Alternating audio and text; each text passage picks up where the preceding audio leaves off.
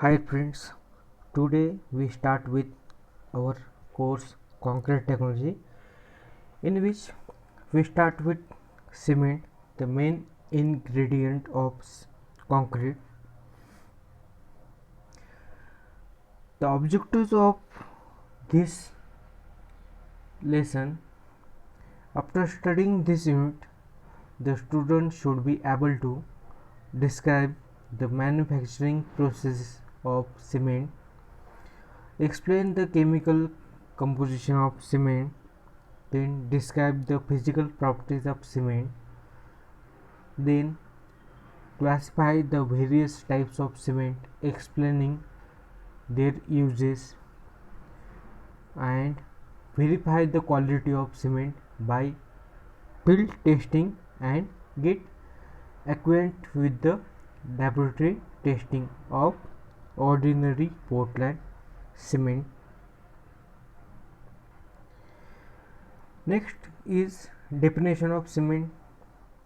Cement is defined as the product manufactured by burning and crushing to powder an intimate and well proportional mixture of calcareous and argillaceous materials. Cement is a combination of two materials, basically calcareous material and argillaceous material in well proportion. Now we see calcareous material. The materials which contain calcium or lime as their major constituent are known as calcareous materials. The various calcareous materials used in manufacturing of cement are limestone, marl, chalk, shale, etc. These materials provide the required proportion of lime to the cement. Next is argillaceous materials. These materials contains alumina as a major component. The various argillaceous materials used in the manufacture of cement are shale, clay, laterite, etc. These materials provide the required proportion of silica, alumina, iron oxide, etc. to the cement. The calcareous material provide the lime as a major constituent, and argillaceous material contribute silica, alumina, and iron oxide ingredient to the cement. Next is the selection of type of cement. The selection of particular type of cement is based on the required strength of the concrete structure, whatever may be the strength required for the concrete structure. Next is the type of structure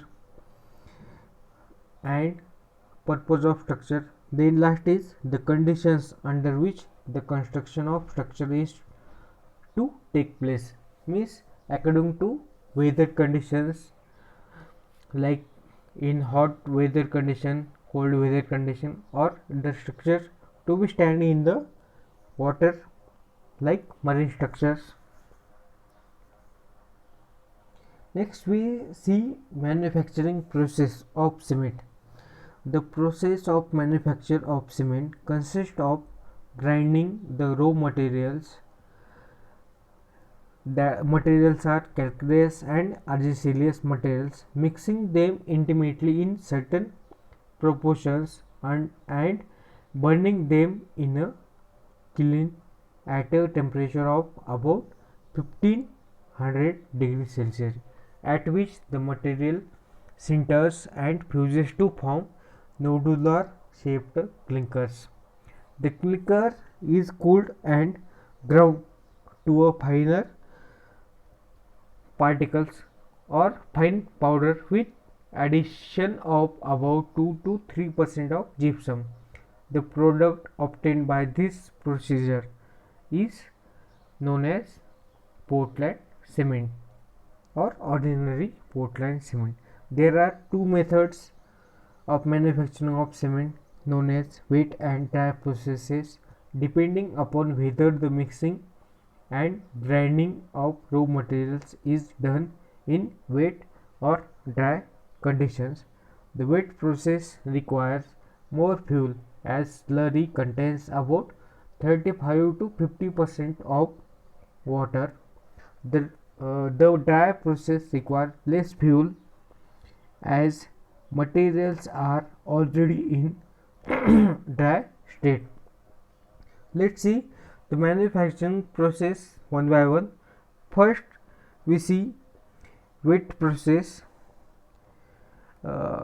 In this is a flow chart or flow diagram of wet process of manufacturing of cement. In this process, the limestone is crushed to smaller fragments and then it is taken to a ball or to mill where clay or shell is mixed with it and ground to a fine consistency of slurry with the addition of water. The slurry is pumped to slurry tank where it is kept in an agitated conditions by means of rotating arm with chain to prevent setting of limestone and clay particles. At this stage, the chemical composition of slurry is adjusted as necessary. The corrected slurry is stored in storage tanks and kept in homogeneous condition by the agitation of slurry. The corrected slurry is injected at the upper end of a rotary kiln. Rotary kiln is formed of steel tubes. The diameter of rotary kiln varies from 3 meter to 8 meter and length varies from 30 meter to 200 meter. The kiln is supported at intervals by columns of masonry or concrete. It is laid at a gradient of about 1 in 25 to 1 in 30. The refractory lining is provided on the inside surface of rotary kiln. It is so arranged that the kiln rotates at about 1 to 3 revolutions per minute about its longitudinal axis. The burning is carried out in this rotary kiln. The hot gases or flames are forced through the lower end of kiln. The portion of the kiln near its upper end is known as dry zone, and in this zone the water of slurry is evaporated. As the slurry gradually descending, there is rise in temperature, and in the next section of kiln the carbon dioxide, that is CO2, from slurry is evaporated. The small lumps called nodules are formed at this stage. These nodules then gradually roll down, passing through zones of rising temperature and ultimately reach to the burning zone, where temperature is about 1500 degrees Celsius. In burning zone, the product is formed and nodules are converted into small hard dark greenish blue balls which are known as clinkers. The size of clinkers varies from 3 millimeter to 20 millimeter, and they are very hot when they come out of burning zone. The temperature of clinker at the outlet of kiln is nearly 1000 degrees Celsius. The clinkers drops into rotary cooler where it is cooled under controlled conditions. The clinkers as obtained from the rotary kiln are finally grounded in ball mills and tube mills. During grinding, a small quantity, about 2 to 3% of gypsum is added for prolong the setting time of cement. If gypsum is not added, the cement would set as soon as water is added. The gypsum controls the initial setting time of cement. The gypsum acts as a retarder and delays the setting action of cement. Thus, gypsum permits cement to be mixed with the aggregates and to be placed in position. A ball mill consists of several compartments charged with progressively smaller hardened steel balls.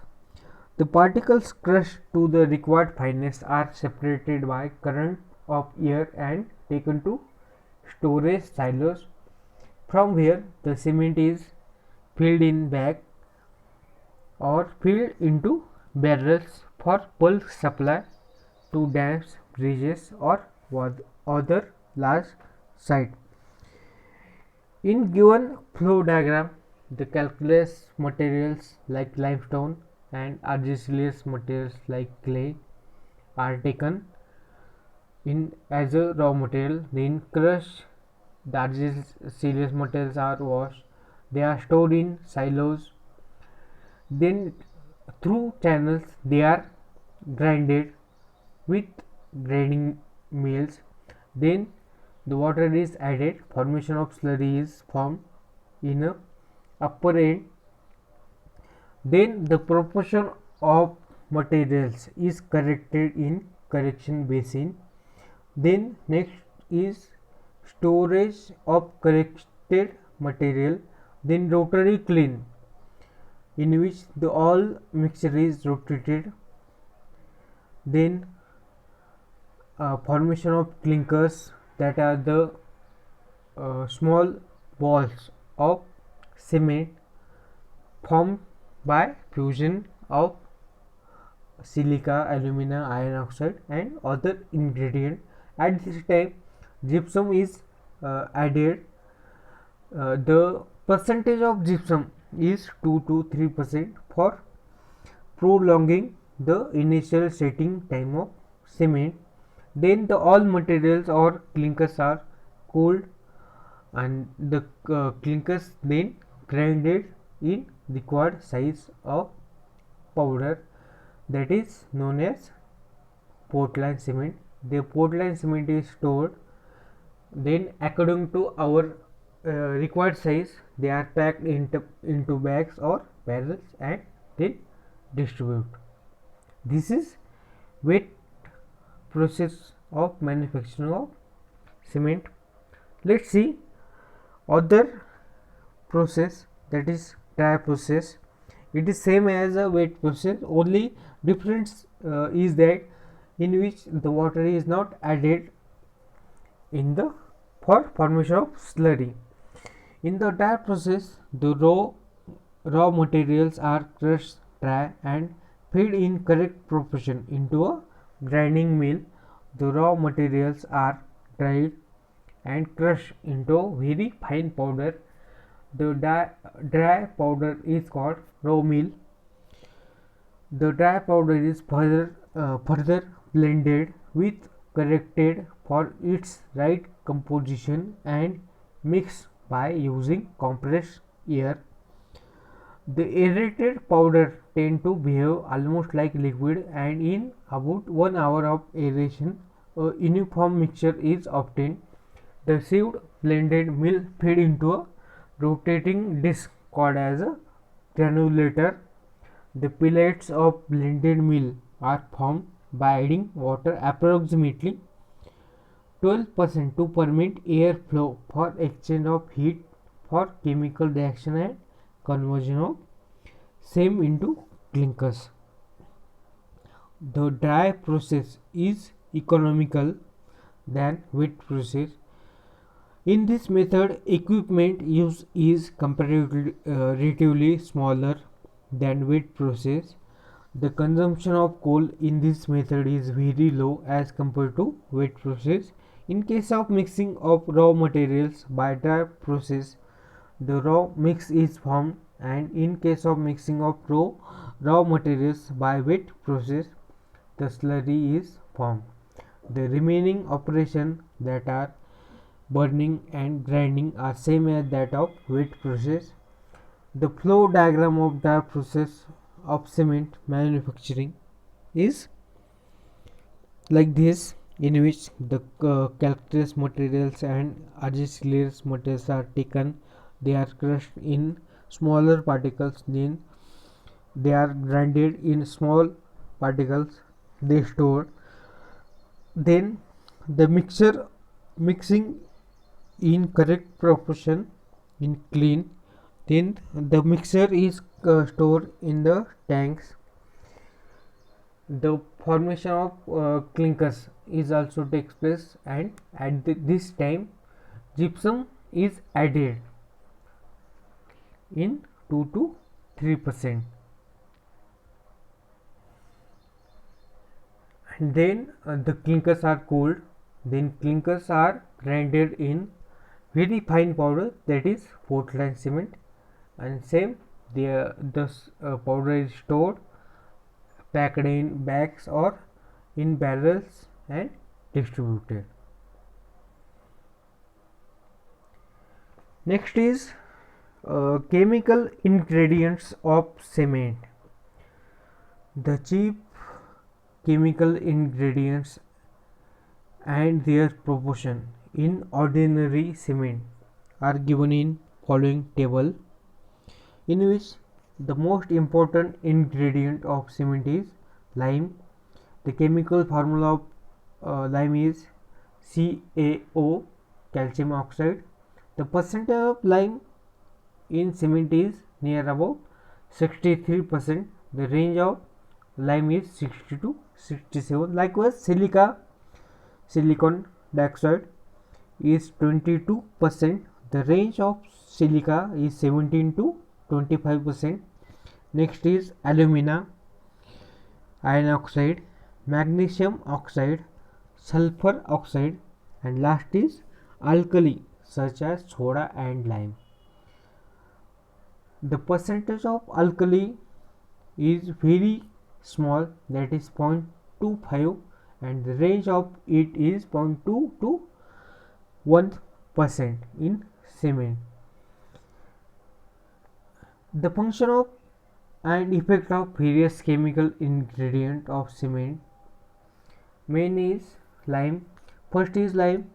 Lime is the major ingredient of cement. It makes the cement sound and also provides strength to the cement. Lime in excess makes the cement unsound and cause the cement to expand and disintegrate. The deficiency of lime will decreases the strength and cause the cement to set quickly. The main function of lime is providing soundness to the cement. Soundness means the dimension of the any member or any element formed by cement does not change after getting hard. And the other main function of lime is provide strength to the cement.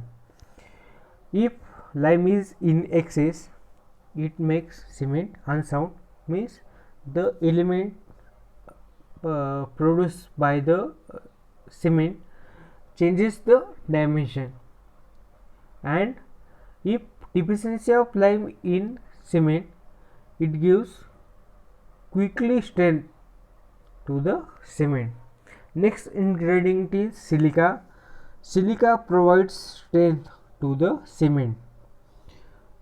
For strength development, silica is most important. Silica in excess cause the cement to set slowly.